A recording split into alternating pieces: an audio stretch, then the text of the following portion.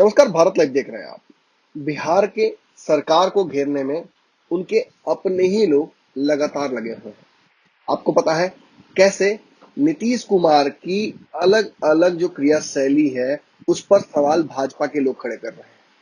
पहले ही संजय जायसवाल ने नीतीश कुमार के नाइट कर्फ्यू पर सवाल खड़े किए थे, जहां वो जायज भी थे, क्योंकि जब लॉकडाउन लगा तो जो केसेस हैं वो कम हो गए कोरोना के। लेकिन ये हमला नीतीश कुमार के पुराने करीबियों से भी होता जा रहा है। जहां एक तरफ लालू यादव नीतीश कुमार को ट्विटर पर ऐसे घेर रहे हैं जैसे पूरी कलई खोल देनी है। नीतीश कुमार के स्वास्थ्य केंद्रों की जो स्थिति है, कहीं गाय, कहीं भैंस, कहीं सुअर, और इन परिस्थितियों से अब नीतीश कुमार को और समस्याएं बढ़ने वाली हैं। क्यों? क्योंकि नीतीश कुमार के रेजिम में बिहार के डीजीपी रहे अभयानंद ने सोशल मीडिया पर एक ऐसी पोस्ट कर दी है जिसकी वजह से नीतीश कुमार की परेशानियां और बढ़ेंगी। जो सवाल खड़े किए हैं उन्होंने, उन सवालों का जवाब दे पाना सरकार के लिए संभव नहीं होगा।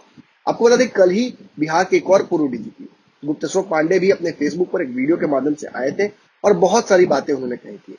हमने वो वीडियो आपको दिखाया भी था। आज गुप्तेश्वर पांडे के बाद अभयानंद ने जिस तरीके से सरकार को घेरा है, क्योंकि देखिए अभयानंद की जो कार्यशैली रही है वो बिल्कुल अलग रही है गुप्तेश्वर पांडे से। वो सरकार के खिलाफ भी जाने में, जब वो ड्यूटी भी रहा करते थे, तब भी बहुत हिचकते नहीं थे।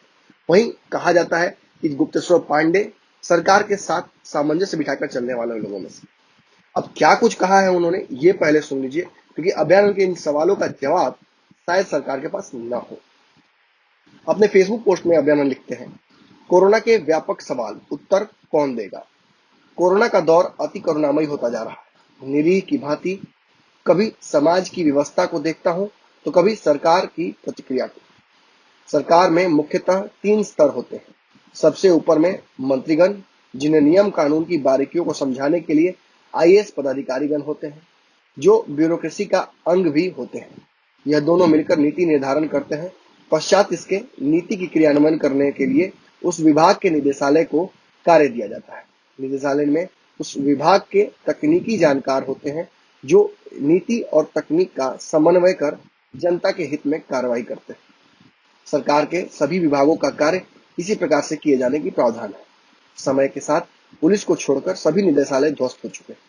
पुलिस का निदेशालय खाका स्वरूप ही सही इसलिए बचा रह गया क्योंकि इसकी संरचना एक कानून के तहत की गई है, जिसे सरकारी आदेश से निरस्त नहीं किया जा सकता। अन्यथा इस निदेशालय का ढांचा भी ढूंढने से नहीं मिलता। यही कारण है कि कोरोना की इस त्रासदी में जब जनता अथवा मीडिया दुखित होकर सवाल पूछती है तो जवाब देने के लिए मंत्री आते हैं या हॉस्पिटल के डॉक्टर। स्वास्थ्य निदेशालय जो क्रियान्वयन को जिम्मेवारी लेता है वह विलुप्त हो चुका है, अतः अदृश्य रहता है। प्रश्न पास होकर सीधे अस्पताल प्रबंधन के पास आ जाते हैं। बहरहाल सरकार का जो भी स्तर नीतिगत निर्णय लेकर क्रियान्वयन कर रहा है, उसे समाज और मीडिया के सामने सवालों के उत्तर देने के लिए आना चाहिए। अभयानंद देखिए, लगातार भारत लाइव भी आपको ये बात बता रहा है। हम अलग अलग राज्यों और देशों की बात बता रहे हैं आपको, कैसे कनाडा के जो प्रधानमंत्री हैं वो लगातार मीडिया से मुखातिब हो रहे हैं।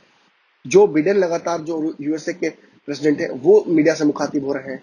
पुतिन भी सामने आकर हर सवाल का जवाब देते हैं।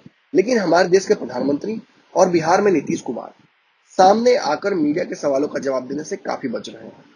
इसके लिए उन्होंने पॉलिसी भी तैयार कर ली है। कहीं ना कहीं अंदरूनी खबरें तो ये भी हैं कि नीतीश कुमार इसलिए सामने नहीं आते क्योंकि उनका कहना है कि जब ये विभाग ही मेरे पास नहीं है स्वास्थ्य का, तो इसकी जवाबदेही मेरी क्यों?